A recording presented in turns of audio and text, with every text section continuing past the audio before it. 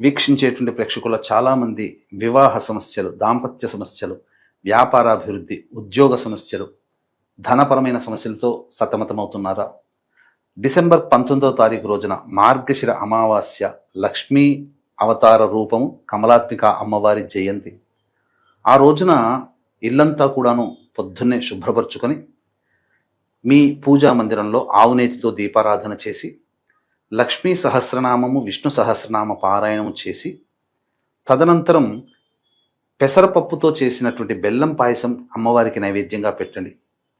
తప్పకుండా శివరాత్రి లోపల మీ యొక్క సంకల్పం నెరవేరుతుందని చెప్పవచ్చు. అంతేకాకుండా ఈ రోజున ప్రధానంగా ఒక మంత్రం చెబుతాను. ఆ మంత్రాన్ని 1008 సార్లు మీరు జపం చేసుకోండి. ఓం మహాదేవ్యై చ విద్మహే విష్ణుపత్న్యై చ ధీమహి తన్నో లక్ష్మీ ప్రచోదయాత్.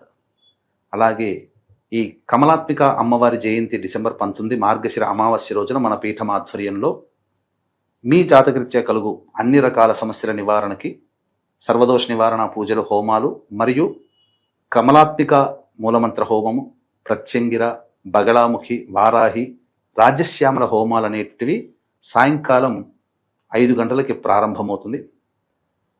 మధ్యాహ్నం 3 గంటల లోపల డిసెంబర్ 19వ తారీఖు రోజున స్క్రీన్పై కనిపిస్తున్న నెంబర్కి కాంటాక్ట్ చేసి మీ గోత్రనామాదులు నమోదు చేసుకోవచ్చు.